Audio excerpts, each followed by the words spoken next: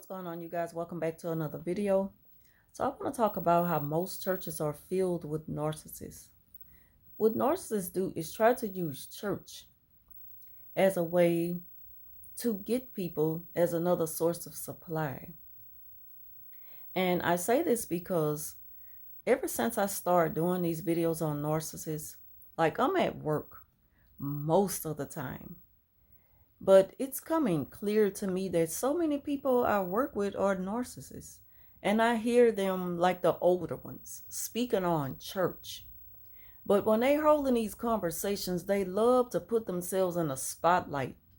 And they love to stick out and be loud and bold about how people are not living the way they should. And because they choose to live a certain way, is why God is punishing them. And I'm like, but what they're doing is pinpointing out things that doesn't have anything to do with the way God, like they use things. Say, for instance, I work with two older people and they love to invite you to church. They invite strangers to church, which I always find that strange to me because it's like me showing up at a family reunion of a bunch of people who I don't even know. Like, who does that? So why would I show up at a church around a group of people who I'm unfamiliar with? Now, I'm not speaking against the church and anybody who's doing the right thing for God. I'm not speaking against the word. I'm speaking of narcissists and how they use church as a gimmick, as a cover up, just to gain a new source of supply. And one of their dead giveaways is the way they judge you. If you're going against something that they don't like, they don't have a taste in, then you're automatically going against God. So that's what I mean by that. Like I say, I work with two older people at work, and sometimes I hear them holding conversations about church. But when they're talking about church, they're not talking about the word of God and the goodness of God. And they don't sound like they have a loving heart. They just sound very angry and grouchy and gripish. They love to speak on other people's lifestyles.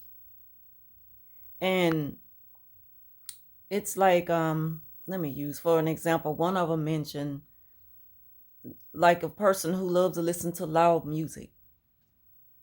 Like they need God in their life because that's what's wrong with them now. They like to listen to all that loud music and it's doing something to their brain. And I'm like, that doesn't have anything to do with a person needing God. Like, where did you get that from? You just throwing out random things now just to have an excuse to pretend like you love God. Like, stop. Just stop it already. I can see clear through you. And the thing about it is, again, if they can't get you to go along with them, they automatically have a problem with you. Because if you reject a narcissist, you will start to see the true them. Like they will begin to reveal who they really are. And it always be in the same fashion. If you decline them in some kind of way, if you reject them, just by simply telling them, no, I choose to do things this way, then they have a problem with you. I remember when I first started working for the school system and I didn't have a car.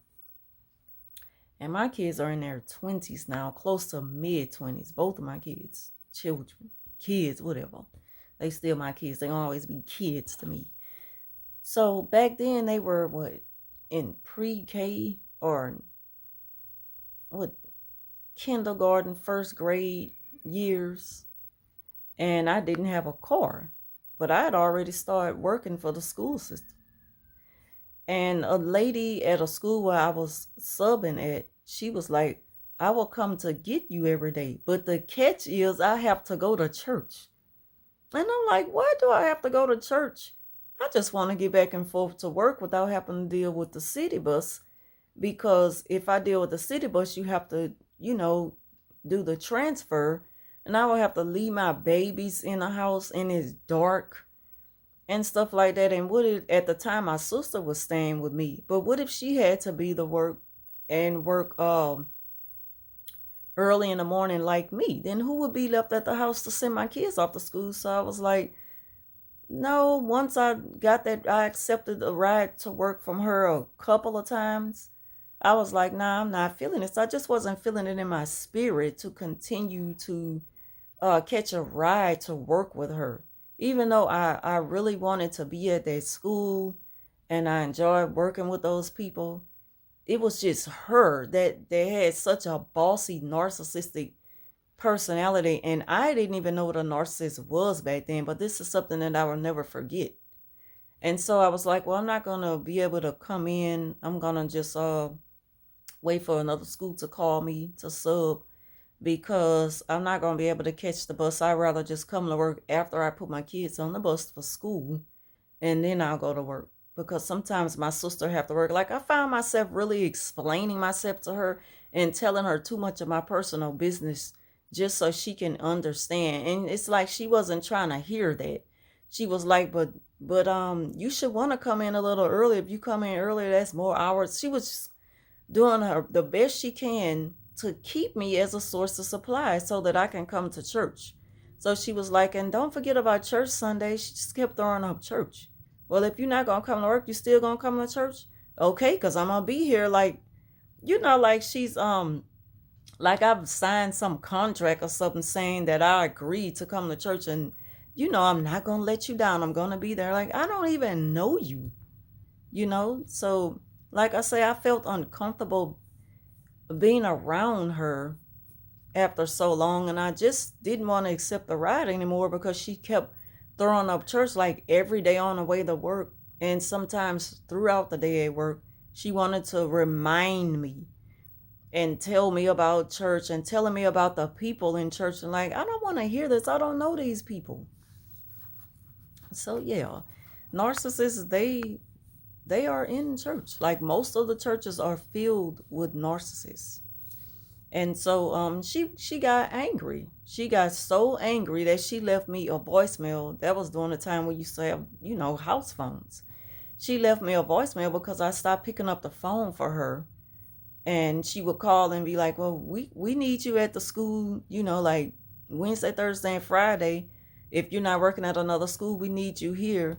And if not, let me know if you still gonna come to church on Sunday. I could stop by and pick you up. And I'm like, why does she keep talking to me about church and I'm not even working there? And I don't want to go to church and I'm not going to church. And I don't know, she just was so bent out on getting me to come to church, but she was talking about the church members to me. And, it just didn't fit well with my spirit. And another thing that I always thought about, why would God tell them to invite me to church, but he didn't put it in my spirit to go to that church? That was always strange to me, but that's just my opinion of it.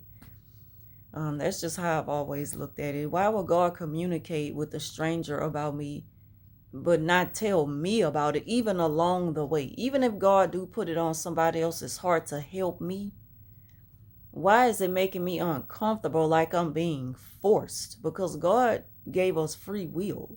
And narcissists, what they try to do is take away your free will. And it's like if you go against anything that they are, that they are strongly pushing for, then you're the problem. And they try to make you look bad about it. They want to punish you about it. They want to devalue you about it. And she did that. Like, she became so angry because I didn't want to go to church. She left a very nasty voice message. And I felt like I was just being attacked for nothing. Like, I don't even know you. I just want to go to work. I'm trying to take care of two small kids. Like, please. I don't need all this extra stress. On top of the fact that I didn't have a car and stuff like that. And I got to use public transportation and everything. It's like people just don't think about that. Well, we speaking of the narcissists. Because narcissists, they don't care. Like, they're going to give you something, but it's always going to be strings attached. She know that getting a ride with her every day to work is what I needed. And on top of that, I was able to save money. And she didn't want any gas money. But I had to go to church with her. So yeah, and like I say, a lot of narcs, they're the young ones, the older ones. It doesn't matter what race you are, they are all the same on any given day. It's all about new supply, new supply. And they'll do anything to get you. And they will definitely use church as a way to get a new source of supply. And so yeah, that's all I want to talk about is how narcissists they are in church. The demons are sitting in church. I don't know. People say that narcissists are not demons and stuff like that. I still say they are. I haven't been speaking on it that much, but I still believe that these things are creatures. They are creatures of habit, unsettled creatures of habit. So anyway, leave your thoughts down below. Thank you for watching and have a good weekend. I'll see you next week.